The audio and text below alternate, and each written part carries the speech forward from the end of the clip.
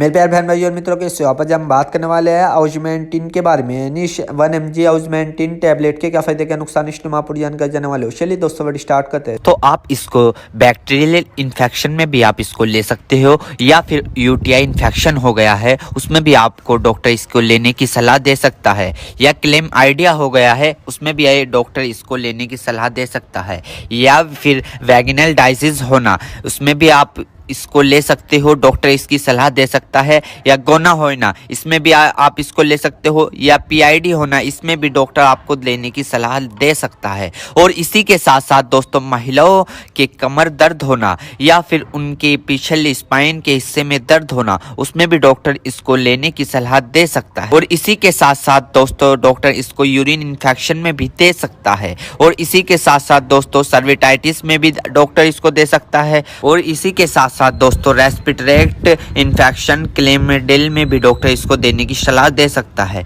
या फिर निमोनिया हो गया हो उसमें भी डॉक्टर इसको सलाह देने की दे सकता है। और इसी के साथ साथ जुखाम हो गया हो उसमें भी डॉक्टर इसको लेने की सलाह दे सकता है, या गोनोकोया लंग्स इन्फेक्शन हो गए हो उसमें भी डॉक्टर इसको लेने की सलाह दे सकता है। और इसी के साथ साथ दोस्तों सर्विटाइटिस लंग्स यानी कि सूजन आ जाना, फेफड़ों पर सूजन आ जाना, पानी आ जाना, पस भर जाना उसमें भी डॉक्टर इसको देने की सलाह दे सकता है, या निमोनिया हो जाना उसमें भी डॉक्टर इसको देने की सलाह दे सकता है, या बुखार हो जाना, टाइफाइड बुखार हो जाना, बुखार बार बार उतरना बार बार चढ़ना उसमें भी डॉक्टर इसको देने की सलाह दे सकता है, या ब्रोंकाइटिस हो जाना, खांसी हो जाना, हार्ट अटैक कम हो जाना इसमें भी डॉक्टर इसको देने की सलाह दे सकता है, टाइफाइड ज़्यादा हो जाना इसमें भी डॉक्टर इसको देने की सलाह दे सकता है। और इसी के साथ साथ छाती में पेन हो जाना यानी कि छाती में खांसते वक्त पेन होना उसमें भी डॉक्टर इसको देने की सलाह दे सकता है, या बुखार के कारण छाती में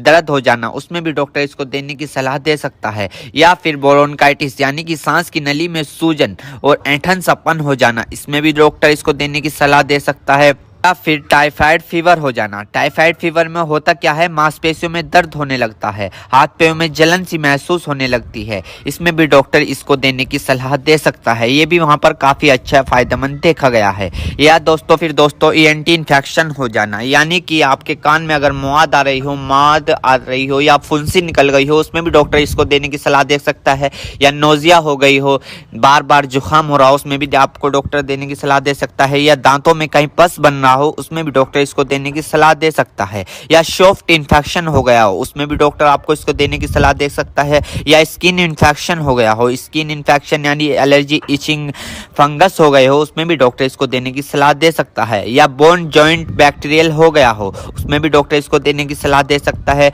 या टॉन्सिल हो गए हो। आपने कई बार देखा होगा ज्यादा नज़ला होने के कारण या गले में खराश होने के कारण कभी कभार आपके टॉन्सिल होने लगते हैं उसमें भी ये काफी फायदेमंद सामने देखने को मिला है। और इसी के साथ साथ आई इन्फेक्शन हो जाना या फिर आई फ्लू जो अभी पीछे चला था वो हो जाना उसमें भी डॉक्टर इसको देने की सलाह दे सकता है, या चोट लग जाना, इंजरी हो जाना, इंजरी यानी कि चोट लग गई हो, कहीं से जख्म हो गया हो, टांके नहीं सूख रहे हो उसमें भी डॉक्टर इसको देने की सलाह दे सकता है। दोस्तों अर्थराइटिस जॉइंट सूजन होना यानी कि जब अर्थराइटिस होता है उनमें सूजन आ जाती है उसमें भी डॉक्टर इसको देने की सलाह दे सकता है। और इसी के साथ साथ स्किन इन्फेक्शन हो जाना, छोटे छोटे टिक के इन्फेक्शन हो जाना उसमें भी डॉक्टर इसको देने की सलाह दे सकता है, या फिर आईवी इंजेक्शन लगाया हो, कैनुला लगाया हो, कैनुला निकालने के बाद उसका काम कंप्लीट होने के बाद वहां पर सूजन आ गई हो उसमें भी डॉक्टर इसको देने की सलाह दे सकता है, या फिर इंजरी हो जाना, हार्ड इंजरी हो जाना उसमें भी डॉक्टर इसको देने की सलाह दे सकता है, या फिर ऑपरेशन के बाद टांके कटने के बाद वहां पर सूजन सी आ जाना उसमें भी डॉक्टर इसको देने की सलाह दे सकता है।